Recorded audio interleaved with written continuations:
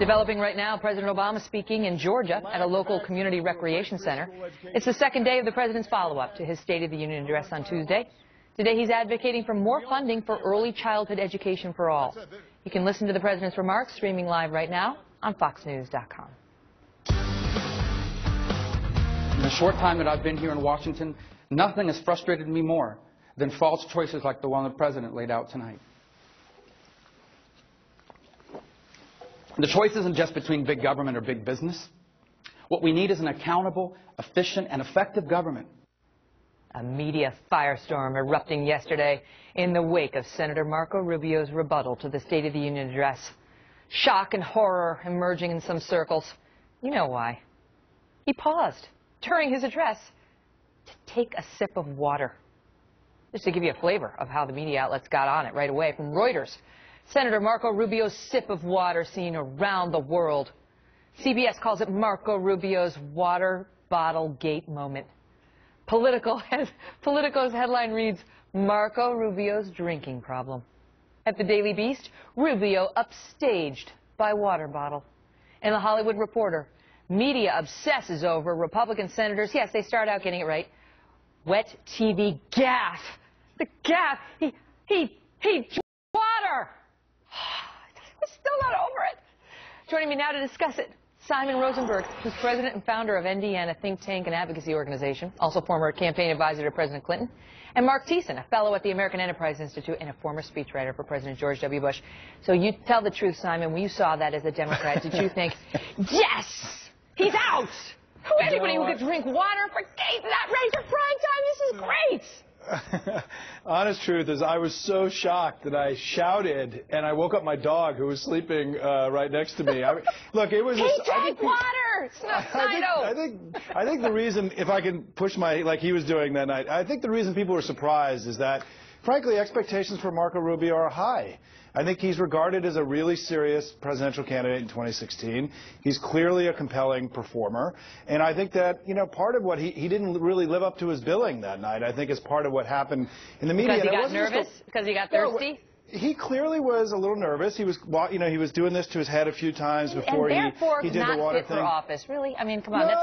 But that's true. Let's just throw it out there. Anybody who sweats or gets thirsty can't run. No, Megyn, I think this is his big time. You know, this was a big moment for him in his career, and it looked like he just wasn't ready. That's all. Okay. Now, so I made fun of Simon and the people who are criticizing Senator Rubio, Mark, but let me give it to you as well, because be honest. When you sat at home and you saw that, did you or did you not cringe?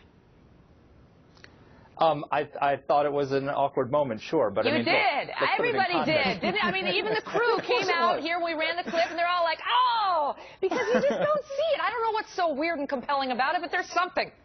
Yeah. Well, you know what? But here's the thing. I mean, one of those quotes you said it was a gaffe. It wasn't a gaffe. I mean, it's not like he said that there were 57 states, or referred to a Navy corpsman, or tried to blame Benghazi on a YouTube video. He took a sip of water. And, you know, why not talk about the water? I mean, look, everything is going great in America, right? It's not like North Korea just exploded a nuclear weapon, or that we added $6 trillion to the debt in 4 years and are on track to double it by the end of Obama's term. It's not like 20 million Americans are out of work or have given up looking. It's not like we can't afford to send a carrier battle group to the Mediterranean because of the defense cuts that Obama's about to put forward. Let's talk about a bottle of water.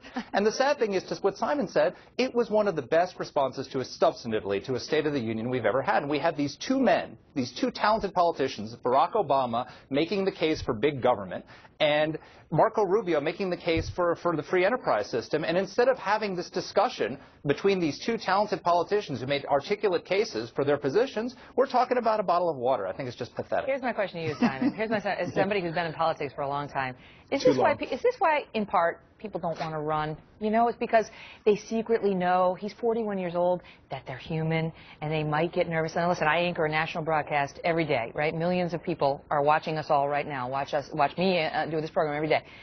I give a live speech where I can see the people. There's a couple thousand people, and I can see them. I'm just like him. My mouth dries up. I get nervous. I'm like, they can see me. It's different when I can see them. But I get nervous. It's human.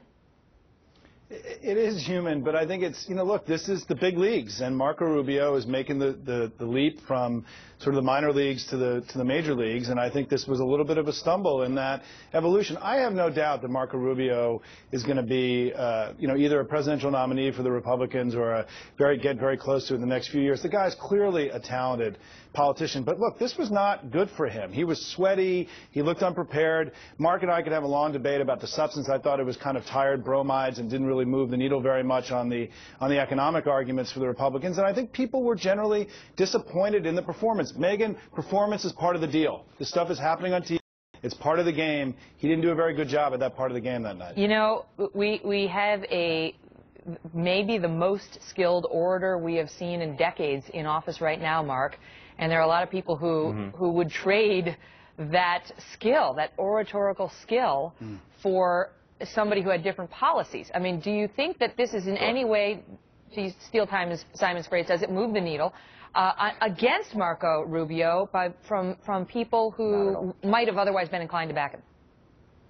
Not at all. Look, I thought like he actually did a fantastic job. I thought it was incredibly effective when he pointed out how whenever anyone opposes Barack Obama's policies, he always blames them for questioning their motives. And he talked about how he says we only want to blame the rich, and talked about growing up from a family of immigrants and the neighborhood he lives in, and how, he doesn't want to defend the rich, he wants to defend his neighbors. I thought that was an incredibly effective moment. But the problem is, my advice is, if anyone asks you, if you're a Republican and anyone asks you, do you want to respond to the State of the Union address, say no. There has never been anyone who has emerged from that better than when they went into the best. But Mitch Daniels did very well last year, and then people were saying, why isn't he running for president? He did okay.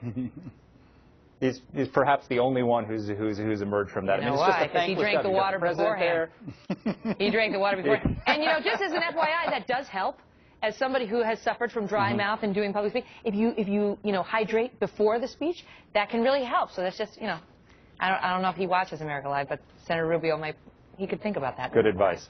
Megyn, you should give him a call. Megyn. All right. Thanks, guys. Sure. Thank you. Thanks, Megyn. Happy Valentine's Day.